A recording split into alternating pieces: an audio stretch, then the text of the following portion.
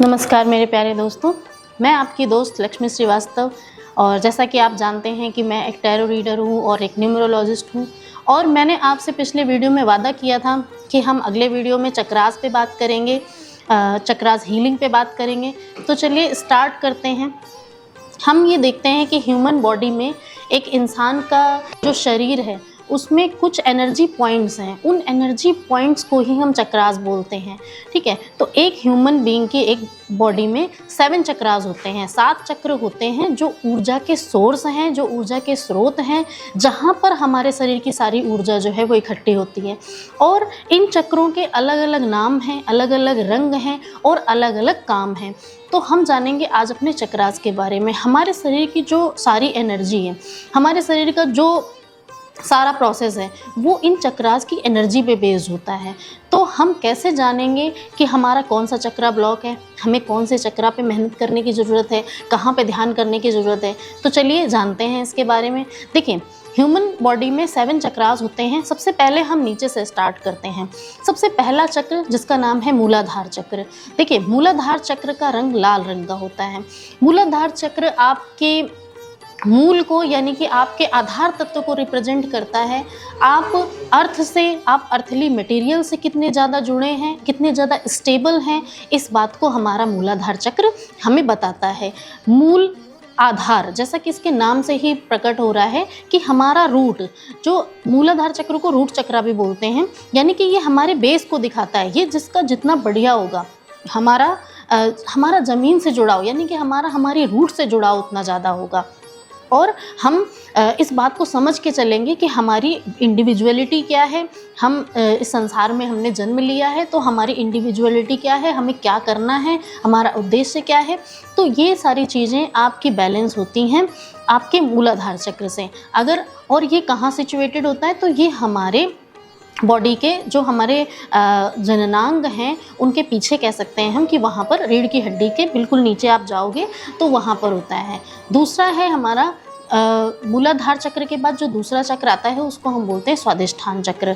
देखिए, स्वादिष्ठान चक्र का रंग होता है नारंगी रंग का। और नारंगी रंग यानी कि स्वाधिष्ठान, जैसा कि इसके नाम से पता चल रहा है, हमारी अपनी आत्म अभिव्यक्ति, यानी कि हमारी जितनी भी रचनाएं हैं, हमारी जो क्रिएटिविटी है, हम जो सोच रहे हैं, ये सारी चीज़ें अगर ये हमारी बहुत अच्छी हैं तो मतलब कि हमारा स्वादिष्ठान चक्र बहुत अच्छा है। आप कुछ क्रिएट नहीं कर पा रहे, आप कुछ इमेजिनेशन नहीं कर पा रहे, आपका ये सारा प्रोसेस आपका ब्लॉक्ड है, आप नहीं कर पा रहे इन चीज़ों में कुछ भी, तो इट मीन्स कि आपको कहाँ पे काम करने की ज़रूरत है, आपको अपने स्वादिष्ठान चक्र पे काम करने की ज़रूरत है। स्वादिष्ठान चक्र का रंग होता है नारंगी रंग का। उसके बाद और ऊपर आ जाइए तो हमारा जो तीसरा चक्र है जिसको हम बोलते हैं मणिपुर चक्र। मणिपुर यानी कि मणि का मतलब रत्न और पुर का मतलब होता है शहर। तो रत्नों का शहर, यानी कि हमारी जितनी भी एबिलिटीज़ हैं वो कहाँ से बिलोंग करती हैं, वो हमारे मणिपुर चक्र से बिलोंग करती हैं। वो चाहे उसमें कह लो कि हम जो काम करते हैं, जो हमारा एंथुजियाज्म है, जो किसी चीज़ को जानने की उत्सुकता है, जो काम को करने की एक एनर्जी है। और मणिपुर चक्र कहाँ होता है, ये हमारी नाभि के ठीक ऊपर होता है। यानी कि ये हमारे शरीर में बनने वाली अग्नि को भी रिप्रेजेंट करता है, हमारे शरीर की ऊर्जा को रिप्रेजेंट करता है। तो इसलिए हम इसको, और इसका रंग कैसा होता है, इसका रंग होता है पीले रंग का। ठीक है, तो ये हो गए हमारे नीचे के 3 चक्रास। अब हम ऊपर आते हैं तो हमारे हृदय के बीचों बीच, यानी कि हमारे इस पार्ट में जो चक्र है उसको हम बोलते हैं अनाहत चक्र या हृदय चक्र भी जिसको बोला जाता है। इससे क्या होता है, इससे हमारी फीलिंग्स कंट्रोल होती हैं, इससे हमारे इमोशंस कंट्रोल होते हैं। ऐसे निर्णय जो हम अपने दिमाग से ना लेकर के अपने दिल से लेते हैं, वो कहाँ से लेते हैं हम अपने अनाहत चक्र से लेते हैं।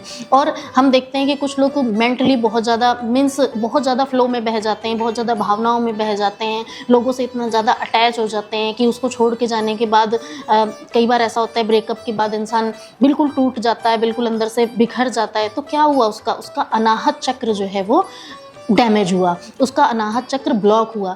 तो जब आपका अनाहत चक्र में ब्लॉकेजेस होंगे तो आपको क्या आएगा, आपके मन में बहुत सारी इस तरह की फीलिंग्स आएंगी, आपके मन में शक आएगा, शंकाएं आएंगी, आप किसी पे बिलीफ नहीं मेंटेन कर पाओगे, ट्रस्ट नहीं बिल्ड कर पाओगे।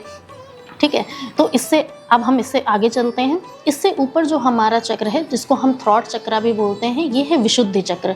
देखिए, विशुद्धि चक्र को अगर विशुद्धि चक्र में आपके परेशानी है तो मतलब कि आपका संचार कौशल यानी कि आपका कम्युनिकेशन जो है वो अच्छे से बिल्ड नहीं हो पाएगा। आप अपनी बात सोचोगे तो बहुत तरह की बातें, लेकिन आप कह नहीं पाओगे। आप अपनी बात को दूसरों तक आसानी से पहुंचाने में आप परेशानी फील करोगे, अभिव्यक्ति नहीं कर पाओगे, और जो बोलोगे हो सकता है कि वो मीन्स बिना सिर पैर का कुछ भी बोल रहे हो, आप बोलने के लिए बैठे हो और आपके अंदर कॉन्फिडेंस नहीं आ रहा। तो ये सारी चीज़ें जो है वो कहाँ से होती हैं, वो विशुद्धि चक्र से होती हैं। अगर कोई बच्चा बोलने में बहुत प्रॉब्लम क्रिएट कर रहा है, उसके शब्द अच्छे नहीं निकल पा रहे हैं, वो बोलना कुछ और चाह रहा है पर बोल नहीं पा रहा है, बहुत ओरेटर स्किल उसकी बहुत डाउन है, वो पब्लिकली बोलना नहीं चाहता, बहुत इंट्रोवर्ट है, तो आपको कहाँ काम करना है, तो आपको उसके विशुद्धि चक्र पे काम करना है। जब उस बच्चे का विशुद्धि चक्र या आपका या किसी का भी अगर विशुद्धि चक्र ब्लॉक होता है तो इस तरह की चीज़ें देखने को मिलती हैं। धीरे धीरे अगले वीडियो में मैं आपको ये भी बताऊंगी कि आपको अपने चक्रास को डेवलप किस तरह से करना है, कैसे आप अपने चक्रास पे काम कर सकते हो। चलिए, तो अभी नेक्स्ट चक्र जो है, जिसको हम आज्ञा चक्र या थर्ड आई चक्र भी बोलते हैं। विशुद्धि चक्र से आप ऊपर उठोगे तो ये आज्ञा चक्र यानी ये जो आज्ञा चक्र है ये हमारे भवों के बिल्कुल बीचों बीच होता है। इसको हम बोलते हैं आज्ञा चक्र। ये क्या रिप्रेजेंट करता है, ये हमारा अंतर्ध्यान, अंतर्दृष्टि को रिप्रेजेंट करता है। हम अपने आप से, हम अपने स्वयं से कितना जुड़ रहे हैं, इसको रिप्रेजेंट करता है हमारा थर्ड आई चक्र यानी कि हमारा आज्ञा चक्र। आज्ञा चक्र का मतलब देखिए, जैसे कि नाम से रिप्रेजेंट हो रहा है ना, आज्ञा देना यानी कि आदेश देना। आदेश कौन देता है, हमें हमारी इनर सेल्फ आदेश देती है। हमें हम जब अपने आप से जुड़ते हैं, हमें हमेशा ये सोचना है कि हम कौन हैं, हम उसी ईश्वर, उसी इंसान के एक अंश हैं।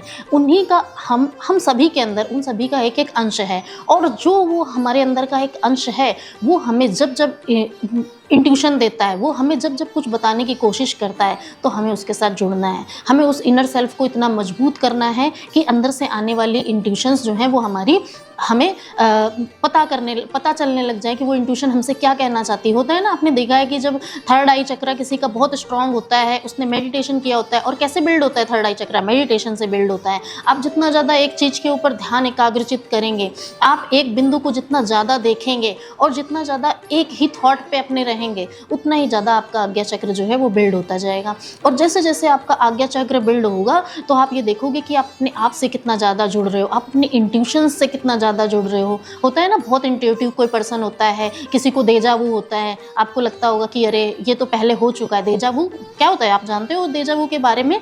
कि कभी कभी हमें बैठे बैठे ऐसा लगता है कि यार ये तो हो चुका है। कभी कभी बहुत सी ऐसी घटनाएं हमारे जीवन में होती है, हमें लगता है कि यार ये तो हो चुका है, कहीं ऐसा पास्ट में हुआ तो नहीं था। तो इसको हम बोलते हैं देजा वू होना। ये कब होती है, जब हमारी इंट्यूशंस स्ट्रांग होती हैं, जब हम अपने इनर सेल्फ से जुड़े होते हैं, तब जब हमारा आज्ञा चक्र बहुत स्ट्रांग होता है। अब आते हैं हम अपने अंतिम या कह लो पहला चक्र, जिसको हम बोलते हैं सहस्त्रार्थ चक्र, जो हमारे क्राउन में यानी कि हमारे सर के सबसे ऊपर होता है। सहस्त्रार्थ चक्र जो है कि सुप्रीम कॉन्शियसनेस को रिप्रेजेंट करता है। हमारे अंदर कितनी चेतना है, हम अपने इस चैतन्य ब्रह्मांड से कितना ज़्यादा जुड़े हुए हैं। ये जो ब्रह्मांड है, इसमें जो कॉस्मिक एनर्जी है वो हमारे सहस्त्रार्थ चक्र के थ्रू हमारे शरीर में प्रवेश करती है, हमारी बॉडी में प्रवेश करती है। अगर आपका सहस्त्रार्थ चक्र ब्लॉक है, अगर इसमें ब्लॉकेजेस हैं, तो क्या होगा, आप ईश्वर को नहीं मानोगे, आप सुप्रीम पावर को नहीं मानोगे, आपके अंदर कोई एंथुजियाज्म नहीं होगा ये बात जानने के लिए कि हमारे शास्त्रों में क्या लिखा है, हमारे ग्रंथों में क्या लिखा है। वो सारी चीज़ें आपको फेक लगेंगी। तो जब भी कभी ऐसा हो तो आप समझ लो कि आपका सहस्त्रार्थ चक्र जो है वो ब्लॉक है। तो इसलिए तब आपको अपने सहस्त्रार्थ चक्र पे काम करना है। अगर किसी पर्सन का आज्ञा चक्र और सहस्त्रार्थ चक्र ये दोनों बहुत अच्छी तरह से वर्क करें तो वो पर्सन ऐसी एक्सट्रीम बुद्धिमत्ता को प्राप्त कर सकता है, ऐसे नॉलेज को प्राप्त कर सकता है जो किसी को आज तक नहीं मिला। जैसे कि आप बहुत से नाम सुनते हो, जैसे न्यूटन थे, स्वामी विवेकानंद थे, और भी बहुत सारे ऐसे लोग थे जिन्होंने अपने आज्ञा चक्र पे काम किया।